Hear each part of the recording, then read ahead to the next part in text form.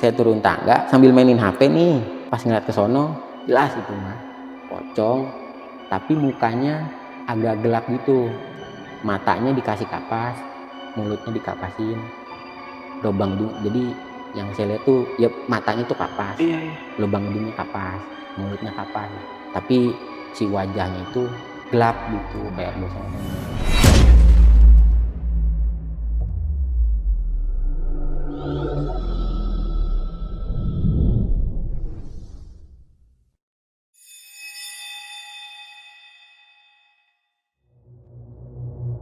Halo semuanya, kembali lagi di Lentar Malam bareng gue Jamal, dan di segmen Saksi Misteri kali ini gue udah kedatangan narasumber yang akan menceritakan tentang pengalaman horornya ketika dia bekerja sebagai office boy.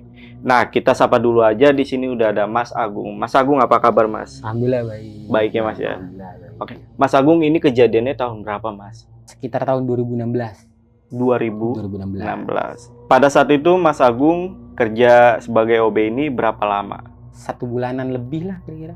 1 bulan. Cuma lebih. 1 bulan. 1 bulan aja karena nggak kuat. Oh, nggak kuat. Nggak kuat. Nggak kuatnya karena kejadian ini. Kejadian ini. Oh, ini emang apa yang terjadi pada saat itu, Mas? Jadi selama saya jadi OB ini disuruh tinggal di kantor, tidur di kantor. Tuh. Nah, selama saya tinggal di kantor itulah saya ngalamin kejadiannya, diteror lah, dinampakin lah. Oke. Dan itu rata-rata kejadiannya malam. Malam pasti, malam. Malam, siang pun pernah ada kejadian siang. Oh, siang juga pernah. Pernah. Oke. Berapa kali lah gitu siang pernah. Yang penasaran, simak videonya sampai habis. Tapi sebelum itu, buat teman-teman yang pengen jadi narasumber di Lentera Malam sama seperti Mas Agung, kalian bisa langsung DM aja ke Instagramnya Lentera Malam. Itu ada di @lenteramalam.id, dan jangan lupa juga untuk mampir ke Spotify kita, itu ada di Lentera Malam Podcast Horror. Oke, kalau gitu buat kalian yang penasaran sama cerita lengkap dari Mas Agung, tonton videonya sampai habis, dan tanpa basa-basi lagi, Saksi Misteri, kita mulai.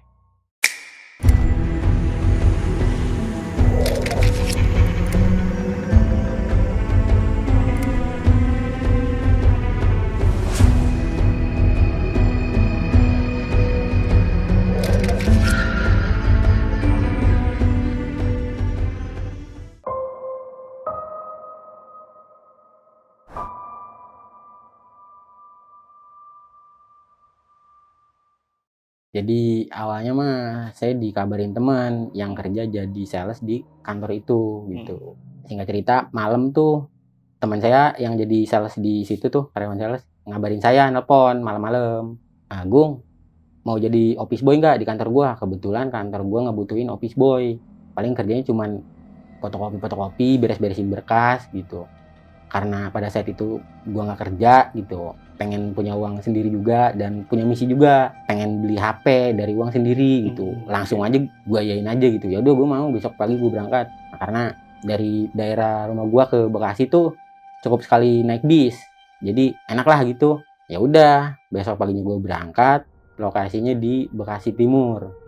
Sampailah di kantor itu, gue berangkat pagi jam 7, nyampe sono tuh sekitar jam 10-an. Nah, jadi ceritanya pas gue sampai kantor nih, itu kantor tuh mau pindahan, Bang. Oke. Karena kirimannya tuh udah habis, kiriman barang salesnya nih. Salesnya produknya kompor. Pindah kemana nih? Salesnya itu dioperin, pindah ke cabang yang lain. Ada cabang Bogor, cabang Depok, cabang Cikampek gitu. Nah, karena kantor yang cabang Bekasi Timur ini, wilayahnya udah kecakup semua. Oke. Jadi semua udah beres, dioperin lah si salesnya ini. Temen gue nggak ngomong kalau mau pindah. Tahu-tahu kepala cabangnya tuh pengumuman aja gitu, bahwa hari ini kita bla bla bla bla gitu. Saya kan nggak tahu apa-apa nih. Ya udah, dengerin aja gitu. Tahu-tahu barang diangkutin gitu. Dijelasinnya setelah pada berangkat. Jelasin itu siang, sekitar jam 2-an. Jelasin sama mbak adminnya, ibu adminnya. Sebut aja Mbak Imas ya. Jadi Mbak Imasnya ngejelasin nih, Agung, jadi OB ya di sini. Gampang kok tugasnya. Paling cuma bantuin saya fotokopi, beres-beresin berkas, sama bersih-bersih di rumah ini. Paling tambahan kalau ada yang pengen bikin kopi, tolong bikinin dah. Kalau lagi pada sibuk mah, biasalah bikin kopi mah gitu. Ya udah, dijelasin tuh. Oh iya, jadi sebenarnya kita tuh pindahan karena kiriman kita udah habis. Jadi karyawan salesnya dioperin ke cabang-cabang yang lain. Cabang Bogor, Depok gitu kan, dan lain-lain gitu. Terus dikasih tahu juga, tapi di kantor ini masih ada yang kerja, ada 3 orang. 3 orang doang? Iya, 3 orang doang. Di antaranya yang Mbak Imas itu sebagai admin sendirian. Terus 2 orang bapak-bapak debt collector. Namanya sebut aja yang satu Pak Wawan, yang satu Pak Danu. Pak debt collector ini masih kerja karena masih ada angsurannya kan. Walaupun kiriman udah habis, angsuran masih ada beberapa bulan ke depan gitu. Berarti totalnya di kantor berempat nih. Mbak Imas, 2 orang debt collector, dan gua. Oke, ya udah dijelasin kalau bisa kamu nginep ya, jagain kantor ini gitu, biar nggak bolak-balik Tangerang Bekasi gitu. Ya udahlah, jelasin hari pertama langsung beres-beresin barang itu ke mobil box untuk pindah. Ya udah, saya ketemu bentar nih sama teman saya. Ketemu bentar, ya jelasin. Saya bilang, "Lah, gimana sih gua ngajak gua kerja, tapi lu nya malah cabut." "Iya, gua kagak sempet ngabarin. Gua dioper ini." Dia dioper ke cabang Depok. "Ya udahlah, lu betah-betahin di sini ya. Udah gampang." Nah, di situ kan ada karyawan-karyawan sales yang lain. Kalau nggak salah sekitar 8 lah. Yang saya ingat mah cewek ada 4 tuh. Itu mereka semua tuh ngelihat saya kayak pandangannya beda lah gitu. Kayak ngelihat bengong-bengong gimana. Nah, ada satu karyawan sales nih yang negur, "Mas, mau jadi OB di sini ya?" "Iya." Lah, kata dia tuh kayak bingung gitu. Ya udah, dibilang tuh sama dia, "Ya udah dah, betah-betahin aja di sini ya. Pokoknya mah kalau ada apa-apa, ya minta temenin aja. Kalau misalnya tidur kagak berani sendiri, ya minta temenin aja sama kolektor," katanya. "Pokoknya betah-betahin aja lah di sini." Udah ngomong tuh betah-betahin aja pokoknya. Ya udah kan, karena pertama kali di situ nggak tahu apa-apa. Ya udah, hari pertama, hari kedua aman, biasa. Di kantor itu kayak gini. Mbak Imas itu datangnya jam 8. Jam 8 udah ada di kantor. 8 pagi. Jam 8 pagi udah ada di kantor. Biasa ke ruangannya itu. Jadi kantornya itu rumah di perumahan, bukan kantor ruko yang gede itu. Rumah di perumahan. Nah, rumahnya tuh kayak rumah gede gitu, ke rumah orang kaya lah gitu. Di tingkatnya ada 3. Jadi lantai pertama, lantai kedua, lantai ketiga. Tapi lantai ketiga ini mah loteng buat jemur-jemur baju itu. Oke, rooftop ya. Iya, itu dia kali ya. Lantai pertama ini ruang tengah nih dijadiin ruang meeting. Di sebelah kanannya ada kamar 2. Itu dijadiin yang satu kamar buat admin komputer, yang sebelahnya kamar berkas-berkas. Nah, ini kan ruang tengah yang jadi ruang meeting. Ini kamar 2. Di belakangnya sini tuh dapur. Nah, tangga tuh sebelah kirinya nih, tangga ke atas. Nah, kalau tangga lantai atas tuh ruang tengahnya agak ke belakang. Jadi ruang tengah yang bawah tuh belum ke atas sampai plafon gitu. Jadi di atas ini tuh ada pagar-pagar gitu, pembatas gitu kan.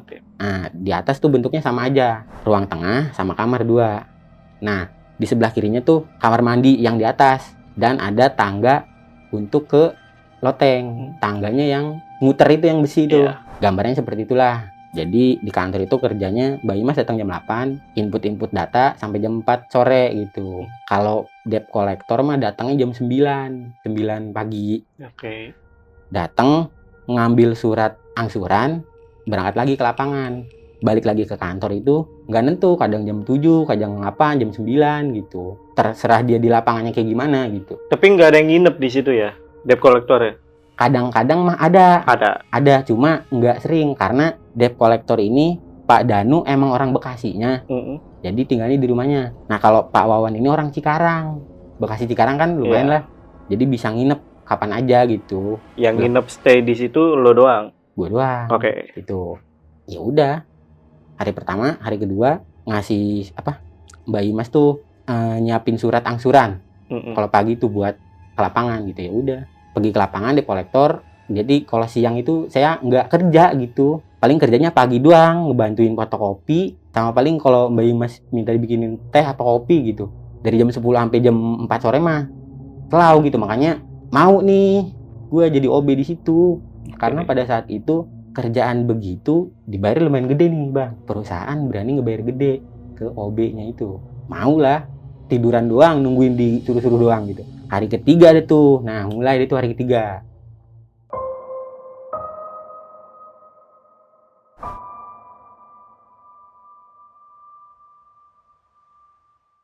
Singkat cerita, pokoknya mah ketemu malam nih.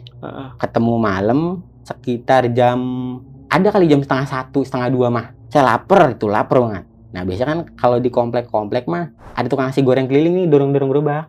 ngentongin penggorengan itu. Saya nggak tahu itu tukang apaan, tadi mah nggak tahu. Ya udah saya keluar, tapi saya keluarnya dari balkon karena saya posisi di atas nonton TV. Saya nggak turun ke bawah, tapi saya ke balkon. Mungkin itu sedikit nggak sopan juga ya, harusnya mah ke bawah gitu. Saya teriakin, "Bang, nasi goreng 1, nggak pedes ya, dibungkus aja." "Iya." Ya udah, saya mesen nih 1, nggak pedes, dibungkus. Saya balik lagi nonton TV. Nggak lama ngetok engsel gerbang tuh. Tang, "Mas, manggilin." Ya udah, saya turun. Ngasih plastik. Nah, pas ngasih plastik kan ditutup gitu, nggak kelihatan dalamnya. Saya tanya, "Bang, jadi berapa?" "Jadi 24.000, satunya 12.000 lah." 2 berarti. Lah ini satunya punya siapa, Bang? Lah itu temennya yang di atas, mesen juga yang cewek. Hah? Iya, abangnya bilang gitu. Heeh. Saya tanya nih, satunya punya siapa? Lah itu temennya yang cewek di atas mesen juga. Pedes malah ini mah. Saya mikirnya, apa Mbak Imas kali ya? Tapi nggak mungkin Mbak Imas, malam-malam begitu. Tadi jam 1:30 itu, jam 1:30 kira-kira. Terus saya mikirnya, masih sales cewek, lagian sales udah pada dioperin berapa hari yang lalu kan, semenjak saya di situ. Saya nggak mikir gimana gitu ya, maksudnya itu baru pertama, jadi ya udahlah. Cuman agak ngeder juga nih, yang satunya punya siapa ini? Karena pikiran saya kacau waktu itu. Saya terima nih, saya bayar 24.000, cuma nggak saya makan. Saya taruh di meja tengah yang buat meeting tuh, yang panjang, yang gede. Oke. Saya taruh di meja, itu kan 2 bungkus tuh ya. Ngerasa gimana gitu di kantor ya. Saya keluar lah ke pos satpam, nenangin lah maksudnya mah. Kan soalnya bingung ini, yang mesen siapa di atas gitu. Ya udah, saya ke pos satpam. Itu sekiranya sampai tarhim dah. Sampai tarhim jam 4. Tarhim biasanya kalau jam 4 menjelang subuh tuh ada tarhim tuh. Yeah, pemanasan pas menjelang subuh. Iya, pemanasan lah bisa. Sampai tarhim gitu. Nah, udah tarhim, ya udah saya pulang. Nah, selama di pos satpam mah ya nggak apa-apa, biasa nongkrong di pos gitu. Saya bilang aja ngadem kalau ditanya. Pas satpam, lah tumben ini yang ngadem, Pak. Gerah, ya udah. Sampai tarhim, saya balik ke kantor. Di meja kan tadi saya taruh nasi goreng 2. Karena saya lapar, itu kan belum saya makan. Ya udah saya buka nih. Nasi gorengnya tinggal 1, Bang. Hah? Tinggal 1. Tinggal 1 bungkus. Tinggal 1. Tinggal 1 itu.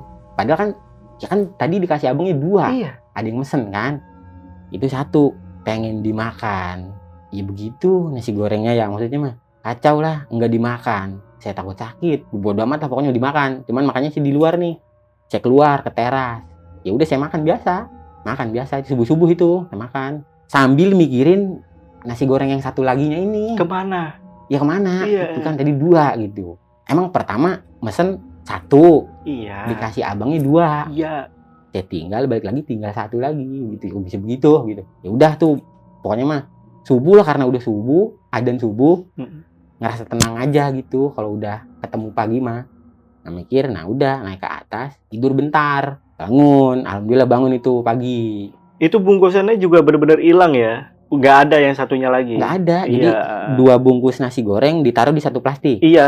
Nggak ada. Iya. Pokoknya mah tinggal 1 aja deh. Oke. Tadinya mah dalam hati pengen cerita nih sama Mbak Imas. Cuma karena saya baru kan di situ, takutnya gimana gitu. Udah diem aja lah. Pagi ya udah seperti biasa, Mbak Imas masuk, saya menungguin aba-aba pesuruh fotokopi apa-apa gitu. Hari itu lancar, aman, lancar sampai malam. Ya udah temu tuh debt collector. Debt collector itu kayak kenalan gitu. "Obe ya, iya, dari mana?" "Dari Tangerang." Ya udah, kalau misalkan tidur nggak berani sendiri bilang aja, ntar temenin sama saya. Ya udah, iya Pak, biasa aja gitu saya mah. Ya aja lah pokoknya. Ya udah, malam dia nitipin surat angsurannya itu. Iya. Sama uangnya untuk saya kasih besok paginya ke Mbak Imas. Ya udah, ketemu malam aman. Besok pagi ketemu besok pagi lagi nih, ketemu Mbak Imas. Ya udah saya kasih tuh surat angsurannya. Ya udah kerja seperti biasa. Nah itu kan udah ketemu pagi nih. Udah tinggal cerita ini mah siang, Bang. Abis zuhur lah kira-kira jam 1 jam 2 gitu. Udah panas soalnya. Saya disuruh fotokopi sama Mbak Imas. Gung fotokopiin keluar. Fotokopi keluar. Udah fotokopi balik lagi ke kantor dong untuk ngasih fotokopian ini ke Mbak Imas. Iya. Di kantor Mbak Imas sudah nggak ada nih. Nggak ada di kantornya, di dalam kamar HRD itu, ruangan HRD. Saya pikir mau kemana kali, apa ke warung apa kemana gitu. Ya udahlah, saya bawa nih, nggak saya taruh di meja, saya bawa dulu ke atas. Saya bawa ke atas. Nah di tangga yang bulat ini, sekilas saya ngeliat ada Mbak Imas nih lagi naik ke atas. Keloteng. Itu posisinya saya baru sampai lantai atas, Mbak Imas tuh lagi jalan naik Jadi pas saya nyamperin ke bawah tangga, Mbak Imas udah di atas loteng, Oke. gitu kan. Belum sempet ngelihat Mbak Imas ke sono terus, saya teriakin nih. Saya bilang, "Mbak, mau kemana ke atas?" Belum beres saya ngomong, belum mingkem itu gerbang ada yang buka nih, ceklek, ceklek gitu kan. Soalnya tadi pas datang saya tutup gerbangnya, ceklek, ceklek. Saya turun, Mbak Imas datang nih. Datang nih Mbak Imas dari luar siang itu mah. Kan saya mikir gimana gitu ya. Saya tanya bang, pokoknya mas saya tanya langsung, "Mbak, dari mana?" "Lah, dari warung gue nih, pengen jajan." Nah, terus yang saya lihat tadi di atas apa? Bentukannya kayak Mbak Imas. Ya kayak gitu. Biasanya dia pakai celana lepis, pakai baju kayak kemeja gitu, apa dress gitu lah ya, pakai kerudung dia biasanya. Ya begitu yang saya lihat tuh, pakai celana lepis. Jelas tuh ya. Jelas itu mah, emang lagi jalan ke atas. Iya. Agak bunyi juga kan kalau tangga besi mah bunyi kan, Iya. deg-deg gitu. Ya iya, udah itu. Saya tanya, dia bilang dari warung habis jajan. Ya udah, saya mikir, yang tadi siapa gitu ya. Saya mikirnya siang-siang aja dibikin begini gitu. Jadi itu hari keberapa deh tuh? Serem itu. Ya, begitu. Dah itu siang. Nah, malamnya ketemu sore nih. Jadi kalau sore itu Mbak Imas pulang ngunci pintu kamarnya. Ngunci pintu kamar, maksudnya biar aman, biar nggak ada yang masuk gitu, biar nggak ada yang masuk. Ketemu malam, kan biasanya bapak-bapak debt collector ini nitipin surat angsurannya. Ya udah, datang. Pertama nih yang datang Pak Danu duluan. Yang pertama datang, rekap, nulis bilang, "Mas, nih nanti tolong kasihin Mbak Imas ya besok." Iya. Suratnya ditaruh di meja yang gede nih. Saya mah ngambil uangnya aja, saya amanin. Bukan saya ambil, maksudnya saya amanin. Takut ada yang ngambil apa gitu. Si suratnya saya taruh di meja. Ingat banget itu suratnya saya taruh di meja beberapa lembar itu. Posisi saya lagi ngerokok, pengen ngopi. Ya, ngerokok itu belum lama ngebakar lah, belum lama nyundut, baru sekitar 3 kali isep lah gitu. Saya taruh di asbak nih, di pinggiran asbak. Niatnya mah pengen bikin kopi ke dapur. Dapurnya ada di balik ruang itu tuh, di belakang itu kan. Jadi di meja tuh ada surat, rokok saya yang di asbak. Nah, saya tinggal bikin kopi. Karena nggak ada air panas, nggak ada termos, nggak ada dispenser, saya masak air dulu. Saya masak air beberapa menit. Ya udah, kopi jadi. Saya balik lagi ke meja, suratnya hilang nih bang. Surat ordernya hilang. Tiba-tiba hilang. Nggak ada di meja. Dan rokok saya itu udah hampir habis, kayak ada yang ngisep, maksudnya kayak didiemin lama gitu, puntungnya udah panjang gitu. Kan saya tinggal bentar doang bikin kopi mah, nggak sampai 20 menit lah, masak air kopi mah. 2 menit doang, berapa menit gitu. Surat hilang, posisi rokok gitu. Panik udah itu. Masalahnya si surat ini penting banget untuk input data. Ya udah, pengen ngomong ke siapa? Surat hilang, ngomong ke Mbak Imas atau Pak Danu apa siapa, takutnya mikir gimana gitu. Udahlah, kan itu dari Pak Danu suratnya, jadi saya ngantongin sebelah kiri uang dari Pak Danu nih. Nggak lama Pak Wawan datang, sama rekapan juga, rekap. Ya udah, karena mungkin dia capek buru-buru pulang gitu, nitipin lagi suratnya saya. Nah, karena saya mikir yang pertama begitu kan suratnya hilang, ya udah, surat yang dari Pak Wawan ini taruh uangnya di atas suratnya gitu, terus saya lipat, saya karetin biar aman lah gitu. Saya taruh kantong kanan nih. Kopi mah itu udah dibuat, nggak saya minum itu sedikit pun, nggak diminum. Saya tinggal aja ke atas. Udah mikir gimana gitu ya, udah wah digituin lagi. Dalam hati saya mah kerja di sini begini amat gitu ya, ada aja gitu.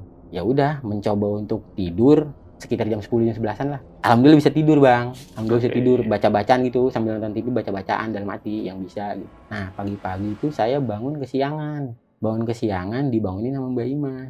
Jadi pokoknya dibangunin Mbak Imas, "Gung, bangun." Pas saya bangun, Mbak Imas ini ngomong, "Ini siapa yang naruh surat angsuran di meja saya? Kan pintu saya kunci." Saya baru bangun itu, kagak ini gimana ya? Surat apaan sih Mbak? Ini surat dari Pak Danu kan? Itu udah ada di dalam ruangannya Mbak Imas. Padahal dikunci dari sore. Pokoknya Mbak Imas pulang tuh jam 4, pulang dikunci, nggak boleh ada yang masuk, termasuk saya. Gitu. Bingung karena baru bangun tidur, ya bingung. Udahlah, nggak mikir apa-apa. Nggak tahu, saya jelasin aja nggak tahu Mbak, saya nggak masuk-masuk. Lagian gimana saya bisa masuk, kunci di Mbak. Itu kan. Nah, di situ yang saya rasain Mbak Imas agak aneh nih. Anehnya nggak memperpanjang masalah itu, diem aja gitu. Ya udahlah gitu, turun ke bawah. Karena surat dari Pak Wawan masih ada, ya udah saya turun ke bawah ngasih surat. Saya penasaran, kebetulan di situ di kamar itu tuh ada CCTV. CCTV-nya di atas pintu.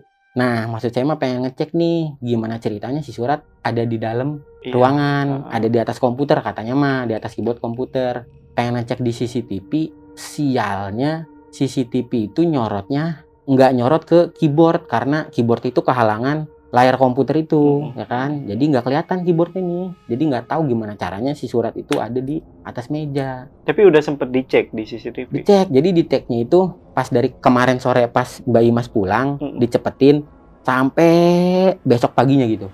Ya nggak kelihatan apa-apa. Iya, Gitu, oke, ya udah. Nah pas ngecek tuh, itu Mbak Imas tuh begitu lagi. Kayak seolah-olah apa ya? Seolah-olah tahu tapi diem-diem aja.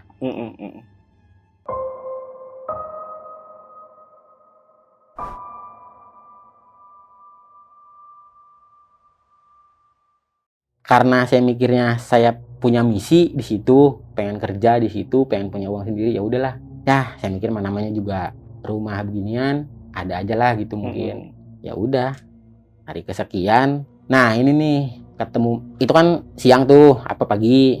Siang seperti biasa, udah beres-beres, nyapu ngepel. Malam surat order datang dititipin, surat order yang itu mah aman, ketemu malam tuh. Ketemu malam jam 10, jam 11, jam 12, jam 1 saya belum bisa tidur pada hari itu. Singkat cerita, si saklar sanyo ini bunyi bang, tek. Jadi sanyonya nyala, ngeng, bunyi sanyo. Kedengeran suara air di toren nih. Toren kan adanya di loteng, kan? Yang posisinya gini, si saklar itu onnya ke atas, off-nya ke bawah ya. Jadi kalau pengen nge-on itu kudu didorong ke atas ya.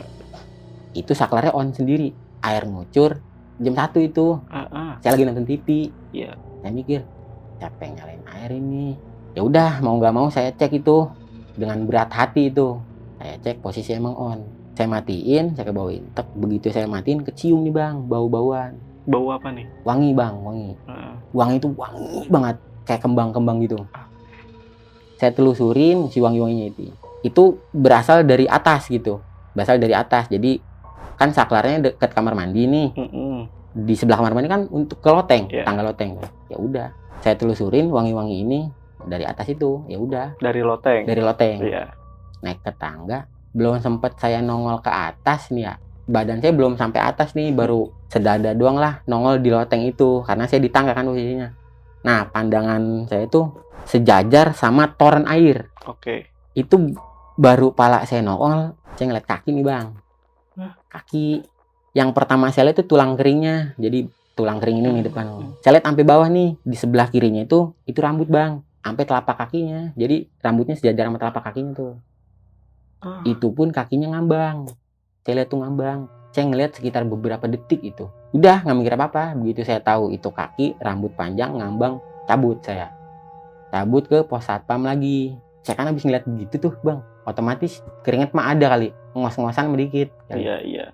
Saya ke pos satpam, ya udahlah, biasa dengan alasan ngadem aja gitu. Ditanya pas satpam, lah tumben ini sini ya biasa pak ngadem, nggak bisa tidur. Ya udah, diem aja itu ngerokok, ngopi sama pas satpam itu. Sambil mikirin yang tadi. Seenggaknya kalau saya cabut itu saya nyari keramaian gitu bang, nyari aktivitas orang biasa gitu biar agak tenang lah gitu. Ya begitu lagi sampai tarhim lagi, subuh lagi, itu yang saya alami. Nah selama beberapa hari kemarinnya kan saya begitu terus nih, kalau ada apa-apa saya cabut. Saya ngerasanya gini bang, kalau gangguan itu saya lawan itu makin nyata. Kalau gangguannya saya tinggal, nah itu makin berkelanjutan. Jadi kalau saya lawan makin nyata, kalau saya tinggal kabur, besok-besokannya pasti begitu lagi. Serba salah itu posisi. Pengen pulang sebenarnya mah, pengen pulang, tapi pernah jelasin dari awal kalau gajian mah emang tanggal gajian bisa pulang, tapi gajian mah di tanggal gajian. Percuma misalnya saya pulang tanggal 5, gajian tanggal 30, ya ngapain di rumah gitu kan nunggu gaji begitu mah nggak kerja. Udah mending saya bertahan aja di situ. Seenggaknya saya punya caranya apa, yaitu cabut paling, nggak apa-apa dah cabut, besoknya digangguin, yang penting nggak nyata. Yaitu baru yang saya lihat kaki itu. Nah itu dia, itu malam tuh sampai tarhim di pos satpam lagi. Udah besokannya ya begitu lagi. Jadi kebanyakan sama saya kerja di situ tidur itu nggak pernah full gitu, tidur bentar-bentar doang ya karena digangguin. Paling tidur subuh bangun jam 7, tidur jam 4 bangun jam 6 gitu. Ketemu pagi seperti biasa Mbak Imas datang, ya seperti biasalah pokoknya, ketemu malam lagi, surat orderan datang, aman, pulang, sepi, saya sendiri, ya kan, begitu kan biasanya. Masih sore ini mah Bang, masih sore banget, Iya. baru pulang debt collector tuh jam 8-an kalau nggak salah, sekitar jam 9, jam 10-an tuh. Nah saya ngalamin lagi tuh, saya posisi lagi di atas, pengen turun ke bawah, pengen masak mie gitu. Saya turun tangga itu, jadi posisinya setelah turun tangga itu sebelah kiri tuh pintu kamar mandi yang bawah sama pintu kayak gudang gitu penyimpanan barang. Tapi yang pertama ini yang sebelah sini nih pintu kamar mandi. Pas turun tangga pintu kamar mandi gitu kan. Cium bau nih Bang. Baunya kayak bau-bau sangit gitu, bau-bau menyan-menyan gitulah, bau-bau bakar-bakaran gitu. Yang saya belum pernah cium sebelumnya. Cep, ini bau apa nih gini amat sangitnya gitu. Berasal dari kamar mandi. Saya turun, ya udah saya cari itu. Ya kan karena saya penasaran kan. Saya lawan, saya cari. Itu kamar mandi saya buka, belum sempat saya buka semua. Baru dikit doang nih, setengah ngebuka. Jadi pintunya tuh ngebuka ke dalam kanan gitu. Iya. Saya buka, pandangan saya tuh ke bawah, nggak ke depan, ke lantai kamar mandi. Itu saya ngelihat ujung pocong Bang, ujung kain kapan. Jadi kan pocong kan ujungnya diikat gitu kan, diikat terus ada sisa-sisa kain kapan gitu kan. Saya ngeliat itu Bang, itu pun ngambang lagi, nganggang. Jadi si ujungnya pun nganggang gitu. Iya. Bisa dibilang mungkin itu posisi kakinya gitu. Itu ngambang dari bawah. Udah pas begitu saya ngeliat itu, awalnya mah yang pertama saya cerna nih, mungkin itu mah yang buat mandi tuh, biasa yang jaring-jaring buat mandi itu, ya kan. Oke. Tapi makin lama saya nggak bisa nerima kalau itu tuh bukan pocong. Pikiran saya itu pocong. Udah langsung aja saya tinggal itu. Masih sore. Nggak sempet ngelihat ke atas? Enggak. Udah langsung gitu doang ya? Pokoknya udah tahu begitu, bentuk begitu, udah langsung saya cabut. Iya. Mau nengok ke atas, nggak punya keberanian. Ya udah, saya cabut, nggak ke pos satpam, tapi ke tukang sate yang ada di Jalan Gede. Jadi saya keluar pos satpam gitu, ngelewatin Jalan Gede. Ya udah, biasalah. Jadi saya mikirnya, udahlah nyari keramaian lagi aja. Seenggaknya tenang kalau ada orang-orang mah. Ya udah, ketemu malam lagi, ketemu subuh lagi, begitu lagi, saya balik lagi. Setiap balik tuh selalu habis subuh ya? Keseringan menjelang subuh, sebelum menjelang subuh udah balik ke kantor. Udah balik ke kantor. Seringnya sih begitu gitu. Ya udah balik ke kantor. Nah, pagi itu tuh Mbak Imas minta dibuatkan teh manis. Saya buatkanlah teh manis. Saya anterin ke mejanya. Mbak Imas nanya nih, "Bung, selama ini nggak apa-apa kan?" Ya saya bingung dong. Yang nggak apa-apa, emang kenapa Mbak? Ya tapi kamu nggak apa-apa kan di sini, tidur sendiri gitu maksudnya, kerja sendiri. Ya nggak apa-apa, biasa aja. Ya udah, saya nggak cerna kenapa Mbak Imas nanya begitu. Ya mungkin pada dasarnya Mbak Imas nanya tuh, dia tahu juga nih saya digangguin, tapi diem-diem aja gitu. Jadi saya ngerasanya kita sama-sama tahu, tapi kita cukup tahu aja gitu, diem aja, nggak ngomong satu sama lain gitu. Karena pada dasarnya saya pengen ngejalanin misi di situ, pengen punya uang sendiri untuk di HP gitu, ya udah saya bertahan aja lah. Jadi setiap malam tuh ya gitu ngerasanya, digangguin, diteror. Kalau dilawan makin nyata, kalau ditinggal makin berkelanjutan, itu serba salah.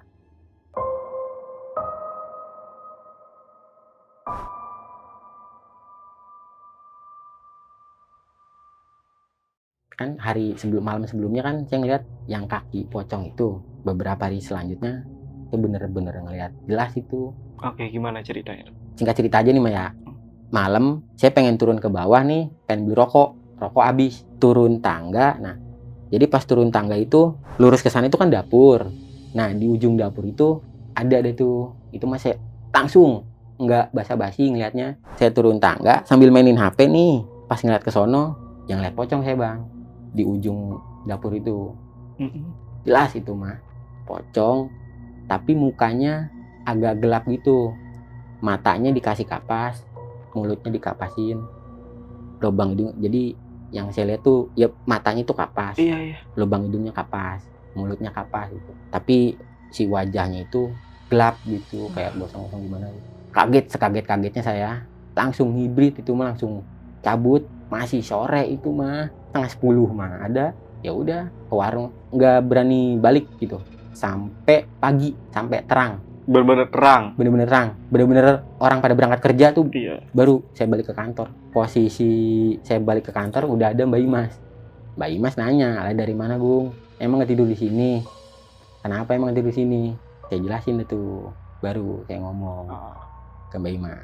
Selama ini saya digangguin, apalagi semalam yang paling parah saya ngeliat pocong. Mbak Imas pun ngomong ke saya, ya seperti itu, biar saya nggak takut aja. Itu mah mungkin halusinasi kamu aja, itu mah kamu kecapean aja, bla bla bla bla, biar saya nggak takut, mengalihkan pikiran saya lah. Iya. Gitu. Ya udah, saya berargumen di situ, tapi jelas Mbak, saya ngeliat ini. Ah nggak ada, saya udah lama di sini, enggak kok, dia bilangnya gitu tuh. Saya udah lama di sini, enggak kok. Ya udah, pagi itu saya bukan bengong ya, lebih ke banyak diem aja sih, karena saya udah ngeliat jelas nih Bang, lebih ke banyak diem. Nggak main HP, nggak nonton TV, tiduran, mikirin yang beberapa hari kemarin terjadi gitu. Kantor gini amat, gitu. Ada aja gangguannya. Ya udah, temu sore, Mbak Imas pulang, saya sama Mbak Imas cuma kontak-kontakan mata aja, nggak ada pembicaraan, saling diem-dieman gitu. Ya udahlah, nggak tahu mungkin kenapa, nggak tahu. Malam gitu, ketemu seperti biasa, Pak Wawan sama Pak Danu datang, saya cerita lagi sama Pak Wawan. Karena pada malam itu Pak Wawan duluan yang datang. Pak Wawan datang, dia sambil ngerekap di meja, saya cerita, "Pak, saya digangguin ini kayaknya di sini." Pak Wawan pun seolah-olah nggak tahu apa-apa gitu. "Digangguin apaan sih?" "Saya ngeliat pocong, Pak." Saya, "Ah, nggak ada di sini mah. Itu mah pikiran lu aja kali, halusinasi lu aja." Sama gitu, mungkin seolah-olah biar saya nggak takut gitu ya. Dia pun menyembunyikan yang sebenarnya dia juga tahu. Nggak lama Pak Danu datang, nge-rekap berdua, minta dibikinin kopi nih si Pak Danu ini. "Sagung bikinin kopi." "Pengen ngopi nih." Ya udah saya bikinin ke belakang. Di balik ruang meeting itu kan dapur, tapi dibatasin sama tembok yang ada ventilasinya, tapi banyak itu ventilasinya. Jadi aktivitas di luar atau di dalam itu masih kelihatan, masih kedengeran gitu. Nah, selama saya bikin kopi, Pak Wawan nih ngomong ke Pak Danu, tapi suaranya kayak bisik-bisik itu, biar saya nggak denger kali ya. Tapi saya denger. Yang saya denger mah gini nih percakapannya. Pak Wawan tuh bilang ke Pak Danu, "Nuh, tuh OB digangguin kayaknya mah. Temenin dah sama lu, kasihan." Pak Danu ngelemparin ke Pak Wawan, "Lu aja doan, gua nggak berani." Pak Wawan ngelemparin lagi Pak Danu, "Lu aja nggak berani apalagi gua nu. Tapi kasihan nih OB, digangguin terus kayaknya. Dia dinampakin katanya pocong." Ya udahlah, saya datang, mereka langsung diem. Saya tahu mereka ngomongin saya lah gitu ya. Tapi saya diem-diem aja. Jadi pikiran saya kan tahu nih pembicaraan mereka, 2 orang ini aja nggak berani gitu ya. Lah gua gitu, tinggal di sini gitu. Berarti parah sih di sini gitu. Ya udahlah, saya nggak ngomong, saya ke atas aja langsung. Karena ngerasa gimana gitu ya, disuruh nemenin tapi nggak ada yang mau gitu. Ya udah beres nge-rekap, Pak Wan bilang, "Mas," dari bawah tuh, "Mas nih suratnya di meja ya, nitip." Ya udah saya jawab aja, "Iya Pak." Udah gitu doang, pulang. Dua-duanya pulang. Dua-duanya Nggak ada yang pulang. nemenin. Ada yang nemenin. Oke. Pulang lah itu. Ya udah saya mau nonton TV aja, nonton TV. Jadi posisi saya nonton TV itu, saya selonjoran, TV di depan. Nah, tangga itu di belakang saya, di kepala saya. Jadi TV itu ngadap ke tangga itu. Ganti-ganti channel itu kan channelnya nggak langsung ganti nih. Biasanya kayak yang mati dulu gitu. Mati terus ada lagi channelnya. Nah, selama saya ganti-ganti channel itu, di TV itu ada bayangan nih Bang. Oh, dari pantulan Dari TV-nya. pantulan TV itu. Iya. Yang ke arah tangga gitu kan tangga di belakang. Ganti channel, ada bayangan tuh. Itu dia yang pocong itu Bang. Pocong itu. 3 kali sampai 4 kali ganti channel udah saya mikir, aduh ya ini mah. Udah, saya di situ langsung aja baca bacaan yang saya bisa lah dalam hati. Itu Bang, saya baca bacaan, dada saya berat Bang itu Bang. Dada tuh kayak ada yang neken, berat banget itu berat. Yang saya bisa saya bacain gitu. Ini saya tiduran posisinya celentang gitu ya, tapi merem gitu. Saya baca bacaan, ini kerasa nih Bang, dia kayak nyamperin saya. Kerasa itu kayak gimana sih kalau orang nyamperin itu kan kerasa gitu ya, anginnya gitu, deket gitu. Tapi lewat nih Bang, lewat ke arah kanan. Jadi saya nonton TV, ini tuh tembok, saya tiduran, dia lewat kanan nih, saya nggak berani melek. Tapi kerasa nih Bang, seng, itu baunya Bang, parah itu baunya, bukan bangkai tikus, pokoknya bangkainya parah itu, bau banget, itu nggak berani melek gitu saya. sekian menit saya baca-bacaan, dada saya berat, udah pengen nangis di situ. Udahlah, saya baca-bacaan sekitar 10 menit, 20 menit. Saya buka mata tuh udah di atas TV, Bang. Hah? Di atas TV lagi berdiri, cuma ngambang. Pocongnya? Di atas TV, Bang. Jadi udah mentok ke plafon gitu di atas TV. Yang tadi saya lihat di banyak pantulan TV itu nyata itu, Bang, di atas TV. Yang saya bilang matanya dikapas, hidungnya dikapas, mulutnya dikapas itu. Langsung itu saya lari, hampir jatuh di tangga karena saya kayak mau loncat gitu. Jadi 2-3 tangga langsung saya loncatin gitu, hampir jatuh. Langsung saya cabut keluar. Terserah kemana kek, yang penting keluar dulu aja dah. Iya. Terserah keluar. Ya udah. Sosoknya sama ya? Oh, Bang, Iya. pocong putih. Gila. Yang saya inget tuh matanya doang, wajahnya. Matanya kapas, hidungnya kapas, mulutnya kapas. Tapi si wajahnya itu gelap, kayak gosong hitam gitu. Udah parah itu. Saya cabut, yang penting keluar dulu aja.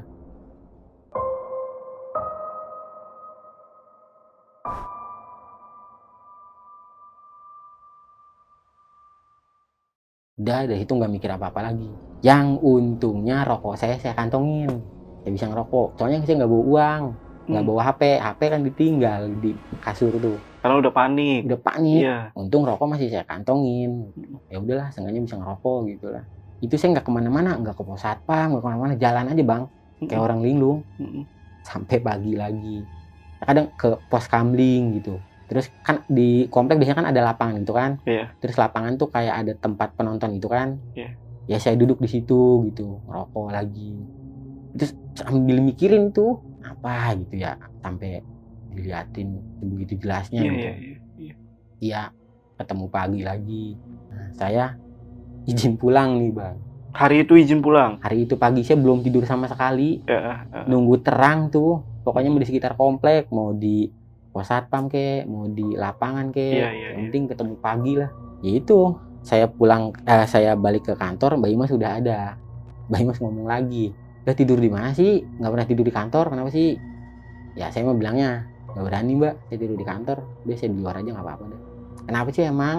Ya saya jelasin, semalam saya diliatin lagi. Itu mah halusinasi aja kali, ngimpi kali, ngigo kali. Nggak ngigo, Mbak, itu jelas-jelas orang saya lagi nonton TV. Saya merem bentar, pas buka mata ya pocong. Iya, lu merem bentar, kamu merem bentar. Itu tidur, ngimpi kali. Nah dia tuh seolah-olah biar saya nggak takut gitu. Pokoknya pada hari itu saya maksa izin pulang. Mbak, saya boleh nggak izin pulang? Sehari aja. Ngapain pulang? Udah di sini aja. Sehari doang sih, Mbak, besok juga kesini lagi. Tapi bener ya, sehari doang. Iya, sehari. Sebenarnya emang nggak sehari, saya pulang hampir 3 hari itu. Nggak sehari. Sengaja sih bilangnya sehari biar dibolehin pulang gitu, dapat izin pulang. Ya udah, di situ posisi uang saya tuh menipis, nggak ada ongkos pulang, jadi saya kasbon dulu lah gitu. Kasbon dikasih, ya udah pulang. 3 hari di rumah, ya udah pulang ke rumah. Hari ketiga tuh ya ditelepon sama Mbak Imas. Gong, di mana posisi? Katanya sehari, sampai 3 hari belum kesini lagi. Bang, nggak enak badan. Emang ya ngedrop itu waktu itu. Meriang saya setelah saya ngelihat sosok itu tuh. Meriang. Nah, tapi hari ketiga itu meriangnya udah mendingan lah gitu. Mbak Imas maksa itu ditelepon. Maksa. Pokoknya sini dah, nggak ada yang bantuin, tolongin saya. Pokoknya diiming-imingin dikasih makanan lah. Biar balik lagi. Biar balik lagi gitu. Udah tenang, balik lagi aja. Udah nanti tidurnya ditemenin sama Pak Danu, kalau nggak Pak Wawan. Pokoknya balik lagi dah. Ya udahlah, mau nggak mau. Karena saya punya misi juga, tanggal masih belum sampai tanggal gajian juga. Ya udahlah, saya balik lagi ke kantor ke Bekasi. Saya berani-beraniin, saya ke kantor. Ya begitulah, suara-suara, bau-bau. Kalau malam itu, cuman kalau nggak parah-parah amat, saya nggak cabut, tetap di situ. Saya pertahanin, mencoba untuk tidur gitu, baca-bacaan aja lah. Itu tuh kejadiannya sebenarnya random, Bang. 2 hari kejadian, 3 hari enggak, 2 hari. Nah itu sekitar udah ada kali 2 minggu lebih mah itu. Sampai saya pulang itu ya. Saya mikirnya karena saya digangguin terus di situ, saya sholat dah, Bang, nih. Maghrib nih, Mbak Ima sudah pulang, kolektor belum datang. Maghrib saya sholatnya di atas. Jadi si kiblat itu ngadepnya arah ke belakang rumah gitu. Saya sholatnya di atas. Jadi depan saya itu tembok. Sholat maghrib, tahiyat akhir nih, Bang. Pas tahiyat akhir tuh ada makmumnya, Bang. Padahal saya sholat sendiri. bayi mah sudah pulang, kolektor belum datang. Hah? Takbir pertama kan Al-Fatihah nih Bang, Iya. dalam hati. Saya beres Walabdolin tuh, ada yang nyaut di belakang, amin. Padahal dalam hati nih, Iya, iya. Walabdolin. Cuman suaranya kayak berat gitu dan kayak amin. Nah gitu tuh. Suara cowok tuh ya. Cowok suaranya mah cuma kecil tapi berat gitu. Iya. Sampai tahiyat akhir tuh yang ngerasa sih belakangnya ada makmum, saya ruku, ikut ruku, salam nih, salam pertama, salam kedua. Nah udah tuh saya itu muka gitu kan. Tuh nengok ke belakang sebenarnya mah udah mikir kalau nengok ke belakang udah nih pasti ada nih. Saya berani nengok ke belakang, nggak ada. Tapi pas saya walabdolin tuh terakhir itu jelas Bang di kuping saya nyaut amin. Karena posisi udah habis sholat gitu ya, saya mikir udah ya Allah sholat aja masih diituin gitu, separah ini kah gitu maksudnya. Ya udahlah, saya udah bener-bener gimana ya mikirnya ya, pengen pulang ya dipaksa balik lagi. Saya masih punya tanggung jawab kerja juga kan, karena saya kan kerja di situ, ada tanggung jawab kerja juga sampai gajian itu kan. Iya, iya. Takutnya kalau saya tinggalin gitu aja, saya ngerasa nggak becus kerja gitu Bang. Ya udah saya inilah emang tuntutan kerja gitu. Nah sebenarnya yang saya bingungin tuh kepala cabang berani ngebayar gede sama OB. Sebenarnya itu gajinya gede tuh Bang, OB di situ sebulan. Yang kerjanya nggak ngapa-ngapain doang. Jadi saya mikir, buset, jadi OB doang, tidur doang, gajinya gede amat. Ya udah makanya saya mau. Nah makanya berani bayar gede ini di kepala cabang ini ya mungkin ya itu dia tantangannya. Iya. Sama lah gitu Bang ya. Tanggung jawabnya gede juga, tantangannya gede juga. Singkat cerita, ya udah deh tuh sholat maghrib kan Bang ya. Kolektor dateng sekitar habis isya. Seperti biasa, rekap, nitipin surat, ketemu malam, saya lapar, ke tukang nasi goreng lagi. Ya udah, pada saat itu manggil tukang nasi gorengnya, saya turun ke bawah nih Bang, nggak dari balkon lagi. Saya turun ke bawah, saya berhentiin, Bang nasi goreng satu nggak pedes tapi makan di sini aja. Jadi saya makan, si abang tukang nasi gorengnya nungguin piringnya kan, sambil main HP dia ngomong ke saya, dia negor duluan, masnya jadi OB ya di sini. Dia orang Jawa tuh masnya jadi OB ya di sini, kerja di sini ya. Iya, saya jadi OB di sini. Wih hebat, berani Mas. Emang kenapa? Ah nggak apa-apa, kata tukang nasi goreng itu. Mungkin dia mikirnya saya nggak tahu apa-apa, terus dia diem aja juga gitu. Ah nggak apa-apa, hebat Mas, berani. Tidurnya sama siapa Mas? Sendiri. Wih berani ya, dia kayak ya begitulah. Iya. Tukang nasi goreng itu pada kenyataannya tahu juga tentang rumah itu. Dan itu pun semua informasi saya dapatnya 1 hari sebelum saya selesai kerja di Bekasi itu. Ini singkat cerita ya udahlah. Yang kemarin kejadian ya mungkin yang di situnya kali gitu ya, menunggu di situnya. Saya pun mungkin nguji mental saya juga gitu kan. Terus saya masih punya tanggung jawab kerja di situ. Ya udah seperti biasa makan nasi goreng, udah malam naik ke atas, alhamdulillah tuh udah enak, perut kenyang, udah pengen tidur enak gitu, nonton TV. Kita jam 11-12an. Di situ tukang nasi goreng belum ngasih tahu. Belum ngasih tahu apa-apa. Cuma itu doang dia bilang berani doang. Nah, malam nih nonton TV, udah duduk sambil ngerokok habis makan tuh. Dari kamar mandi lantai atas nih, lantai saya nih yang saya nonton TV. Kedengeran nih orang mandi, jebar jebur. Dari itu saya mikir, duh apaan lagi ini. Yang mandi jam 12 itu, Bang. Saya intip dah. Saya ngintipnya nggak ngebuka pintunya, tapi dari atas pintu kamar mandi ada ventilasi udaranya kan. Saya ambil bangku, saya lihat dari atas lubangan itu. Bukan bermaksud saya ngintip orang mandi ya, maksudnya mastiin yang di dalam siapa. Karena nggak ada siapa-siapa itu ya. Saya sendirian doang. Iya. Saya ngintip dari atas, dari selobangan ada cewek mandi Bang. Hah? Nah yang saya lihat di toren beberapa hari kemarin, yang rambutnya sampai bawah itu. Tapi saya posisinya ngeliatnya belakangnya doang. Jadi saya ngeliat rambutnya panjang sampai bawah, sampai kaki. Jadi saya ngeliat ya rambutnya doang gitu, sampai bawah. Itu dia lagi mandi, dia biasa lagi mandi gitu.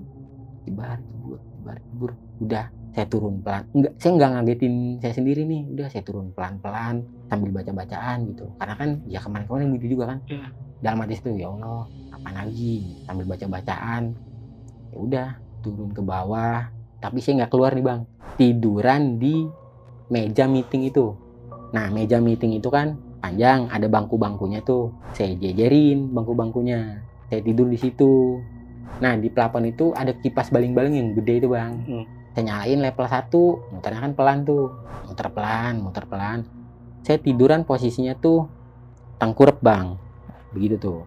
Nah saya tiduran di bangku itu, jadi pala saya menghadap ke kolong meja, jadi kipas muter pelan-pelan. Itu yang awalnya pelan, lama-lama jadi kencang nih bang, kencang. Tapi saya lihat saklarnya itu level 1. Jadi posisi saya gini, saya balik badan langsung lihat saklar itu adanya di sebelah depan gitu.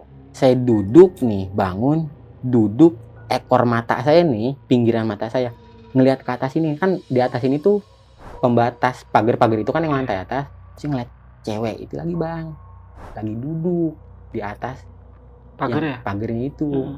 Ya duduk, uncang-uncang kaki gitu, kakinya digoyang-goyangin. Saya liatin, itu jelas banget itu cewek, mukanya mah samar-samar gitu, cuman yang saya lihat rambutnya panjang itu sampai bawah.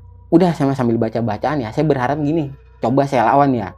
Saya lawan, saya lihat, maksudnya ngeliatnya nggak saya liatin terus, saya ngalihin pandangan saya lihat lagi masih ada sambil baca-bacaan. Itu saya ngalihin pandangan, sekalinya ngelihat ke sono lagi, itu punggungnya patah ke belakang bang.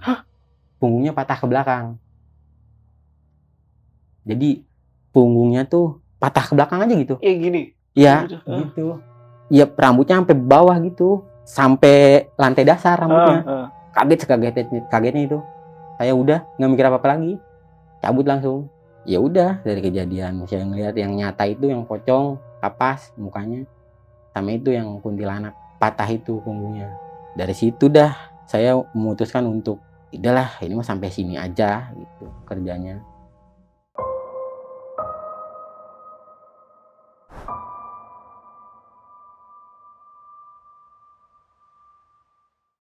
Singkat cerita, beberapa hari kemudiannya itu aman lah, normal. Beberapa kemudian normal. Nah, saya memutuskan untuk resign itu. Saya resign itu hari Minggu tuh mau pulang.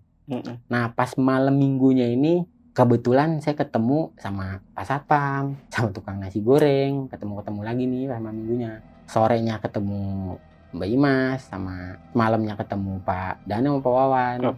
Ya pas saya bilang, pertama-tama sih saya sore dulu nih, bilangnya ke Mbak Imas dulu. Pas Mbak Imas mau pulang, Mbak, kayaknya saya resign aja lah, udah aja kerjanya di sini udah nggak kuat. Ya udah dijelasin sama Mbak Imas, saya serius mau resign. Sayang loh gajinya gede, kerjanya enak, cuma nunggu fotokopi aja, tapi kamu dibayar gede. Saya mikir percuma dibayar gede, tapi jadi digangguin terus gitu. Ya udahlah, baru dah sekarang. Nah, Mbak Imas ini ngomong ke saya, serius cerita. Sekarang saya mau cerita nih sama kamu. Kenapa saya maksa kamu untuk jadi OB di sini dan tinggal di sini? Sebenarnya saya juga digangguin. Makanya saya nyuruh kamu jadi OB untuk nemenin saya kalau siang di sini. Seenggaknya saya punya temen di sini gitu. Karena ya kalau siang tuh ada aja gitu yang gangguin Mbak Imas. Mbak Imas pun dapat gangguan-gangguan, pernah ngeliat juga gangguan-gangguan gitu. Pak Danu sama Pak Wawan pun sama, dia pernah digangguin juga. Pas Satpamnya pun tahu cerita sosok yang di rumah itu tuh. Yang kuntilanak sama yang pocong. Dia tahu, pokoknya malam saya ke pos Satpam tuh yang ngopi aja gitu. Saya bilang, Pak, saya mau pamit soalnya besok mau pulang ke Tangerang. Udah nggak di sini lagi. Diceritain lah di situ.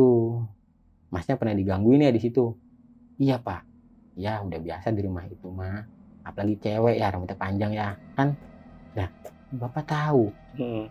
Ya itu mah. Jadi beberapa tahun yang lalu tetangga rumah tuh sekitar 3 rumah ke kanan dari rumah yang saya tempatin tuh. Itu ada cewek meninggal, tapi meninggalnya nggak wajar bang, disantet. Tinggalnya disantet. Nah itu ya tinggalnya di rumah kantor kita ini. Pindah ya, sukanya nempatin loteng rumah yang kita tempatin ini. Itu kalau yang cewek. Nah kalau yang pocong yang kapasnya itu memang penunggu rumah itu udah lama gitu, udah berapa puluh tahun gitu. Emang penunggu itu. Nah itu dapat informasi dari Satpam tuh, Ya udah saya pulang ke kantor untuk wah ya udahlah. Ini malam terakhir udah besok pulang aman gitu. Malam jam 10-an, jam 11-an nasi goreng lewat nih. Saya beli lagi. Saya bilang lagi tuh untuk nasi goreng, "Mas, pamit ya saya, soalnya mau pulang nih." "Oh iya ya Mas. Pulangnya kemana emang?" "Ke Tangerang." Gitu. "Masnya kok berani tinggal di sini sendiri lagi?" "Iya emang kenapa?" Nah, saya untuk mastiin lagi nih, bener nggak ceritanya gitu. Saya mastiin lagi, karena tukang nasi goreng itu udah lama keliling di komplek itu tuh. Ternyata bener, dia juga pernah digangguin sama yang sosok cewek ini nih. Cerita tuh si mas-masnya, mas nasi gorengnya, "Saya pernah dipesan nasi goreng." Itu kejadian beberapa tahun yang lalu sebelum jadi kantor itu. Jadi ceritanya mas-mas nasi gorengnya lewat nih, lewat rumah itu. Rumahnya mah kalau dari luar kelihatan bagus, kelihatan ada penghuninya gitu. Ada yang mesen dari balkon atas, cewek, pesen nasi goreng 1, pedes banget gitu. Pas mau nganterin masuk ke rumah, ngetok pintu, kata si ceweknya itu masuk, pas ngebuka pintu itu rumahnya berantakan banget, kayak rumah udah nggak ditinggalin 10 tahun gitu. Plafon pada jatuh, debu segala macem gitu. Nah itu, saya dapet ceritanya itu. Tapi Mas Agung ceritain juga gak yang waktu pertama kali mesen nasi goreng itu sebenarnya cuma saya doang yang ada di situ gitu. Ya saya ceritain, Terus apa kata tukang nasi goreng? ya mungkin itu dia kali, Iya, cewek itu. Ya cewek kan? itu ya. Nah, saya ceritain, "Mas inget nggak waktu saya pesan nasi goreng pertama dibungkus tuh?" Saya bilang 1, tapi ada teman saya yang mesen lagi. "Sebenarnya saya sendiri itu Mas di kantor." "Lah emang iya?" Kata mas-masnya. "Iya." "Wah mungkin yang itu kali Mas." Yang kuntilanak itu ya. Kuntilanak itu. Itu dia, ya udah. Itu sekitar jam 11-an saya selesai cuma ngobrol aja sih, ngasih nasi goreng gitu ya. Malam terakhir tuh udah mungkin terakhiran kali gitu ya. Dari mulai penggorengan dibanting, kopi ditumpahin, itu air dinyalain, kipas diputer-puterin. Itu sampai subuh, Bang. Kipas diputerin maksudnya itu Diputerin. dalam keadaan mati nih? Off nih, off. Iya, off. Tapi muter kenceng, diputer-puterin. Saya bikin kopinya ditumpahin, dibanting, penggorengan dibanting itu. Udahlah, saya mikirnya udah cabut, nunggu sampai pagi lagi gitu. Tapi nungguin di rumah itu? Enggak, Keluar kemana kayak, ke warung kayak gitu, satpam kayak. Ya udah, ketemu pagi udah saya bergegas untuk pulang. Resign pada akhirnya. Badannya resign. Total berapa, sorry? 2 bulan kurang sih, 1 bulan. 1 bulan lebih lah gitu. Iya, 2 bulan kurang, 1 bulan lebih. Dihitung minggu mah 5 mingguan. Dihitung minggu mah sebulan seminggu ya. Sebulan seminggu kira-kiranya. Iya. Iya, Bang. Iya. Ya udah. Oke, itu tadi cerita dari Mas Agung. Sebenarnya storytellingnya bagus banget sih, Mas Agung. Kerasa. Tapi ada tapinya nih, tapi. Kenapa? Ya tapi nggak tahu, tapi apa yang menurut agak-agak lucu tadi pertengahan. Ya, mungkin tapi oke banget sih. Mantep ini ya. ceritanya. Sebenarnya ini cerita sebenarnya simple, cerita yang banyak ditemuin sama orang-orang ngeliat sosok pocong sama kuntilanak, tapi bagus.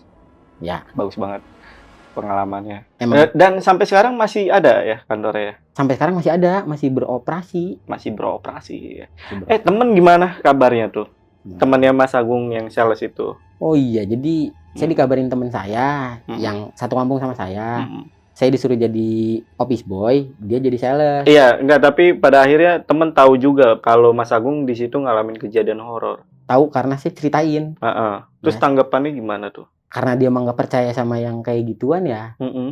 Jadi mau masa sih itu mau halusinasi lu aja kali, itu mah lu ngigo kali. Oh, dia nggak pernah ngalamin tuh? Dia nggak pernah, karena dia orangnya nggak percaya yang kayak gituan, Bang. Oh. Jadi selama hidupnya nggak pernah. Jadi kalau emang sekali nemu apa-apa mungkin nggak percayalah sama yang kayak gituan, dia mah orangnya. Teman-teman sales yang lain juga nggak pernah ngalamin? Saya nggak kenal kan, diem-diem aja, keep aja gitu, diem-diem aja. Udah sih gitu doang. Sampai akhirnya resign, ya udahlah, mungkin jadi pengalaman aja kali, Bang. Jadi OB di situ. Tapi tetap dibayar Mas Agung? Tetap digaji. Tetap digaji ya? Iya, gede Bang. Nih sebulan tuh karena tantangannya juga ya begitu. Iya. Makanya saya langsung mau aja. Iya. Emang ya menurut gue juga dengan gaji segitu gede, apalagi dengan pekerjaan sebenarnya yang nggak terlalu susah ya. Terlalu susah ya. Tapi tanggung jawab dan tantangan yang gede. Tantangan yang gede. Tuh Bang. Oke. Itu paling gua nggak banyak nanya lagi karena yang tadi diceritain sama Mas Agung udah lengkap banget Apalagi ternyata latar belakang dari rumah itu dulunya pernah ada sesuatu ya di situ ya. Ya, Entah baik yang sosok kuntilanaknya dan juga sosok pocongnya. Oke, kalau gitu kita tutup aja ya Mas Agung. Terima kasih udah datang ke Lentera Malam. Terima kasih juga. Dan sampai tahu kalau punya pengalaman lagi nanti bisa share lagi di Lentera Malam. Ya udah, mungkin untuk video kali ini gua rasa cukup. Gua Jamal dari Lentera Malam dan Mas Agung izin pamit. Bye.